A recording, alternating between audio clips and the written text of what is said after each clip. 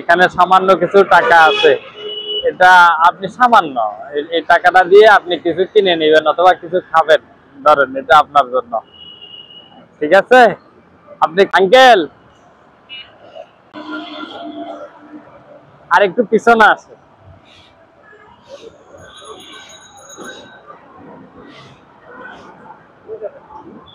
আপনার সাথে একটু কথা বলা যাবে? হ্যাঁ, বাসা কোথায় আপনার?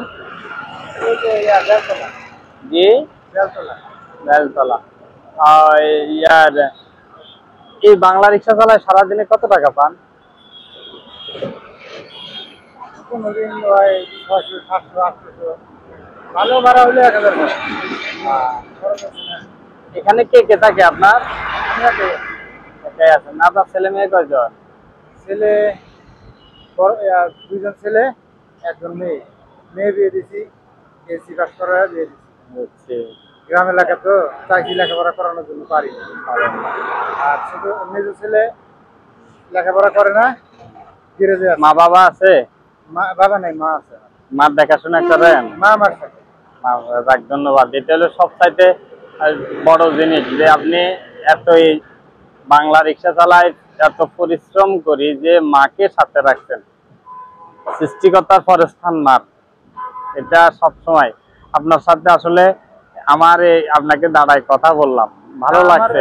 মা আমার সাথে আছে, এটাও বড় কথা। আর আমার বাবা আচ্ছা 2014 সালে আমার হাতে 1.5 মাস 2 মাস আমি নিজের হাতে গোসল হইতে, খানা হইতে, কি দিয়ে? পায়খানা প্রস্রাব হইতে সব আমার ফ্যামিলি করতে দিনে। আচ্ছা, আজকে ভাত খাচ্ছেন কি দিয়ে? দুপুরে খাইছি আল্লাহ খাওয়াইছে সবজি দিয়ে। দেখ, আপনি তো রানিং পথে দাঁড়া করাইলাম, আপনি চাইলে সামনে গেলে হয়তো আরেকটা ভাড়াও মারতে পারতেন। আপনার সময়টা নষ্ট করলাম। ওই হিসাবে আমি আমার পক্ষ থেকে আপনাকে একটা গিফট, এখানে সামান্য কিছু টাকা আছে, এটা আপনি সামান্য এই টাকাটা দিয়ে আপনি কিছু কিনে নেবেন অথবা কিছু খাবেন, ধরেন এটা আপনার জন্য। ঠিক আছে? আপনি খুশি? দোয়া করবেন আমাদের জন্য, আমরা আপনার জন্য দোয়া করি। মার দিকে খেয়াল রাখবেন, আপনার মার দিকে খেয়াল রাখবেন। মা হলো যে সবচাইতে আপনজন। রাস্তায় আজকে কিছু হলে আপনার মায়ে আপনার খবর নেবে, আর কেউ নেবে না। তো মায়ের দিকে খবর নেবেন, ভালো থাকবেন, আমাদের জন্য দোয়া করবেন। আপনার কি কষ্ট হয়েছে? হ্যাঁ, ইনশাআল্লাহ ভালো থাকবেন। যান, চলে যান। ওয়ালাইকুম আসসালাম, চলে যান। আসসালামু আলাইকুম।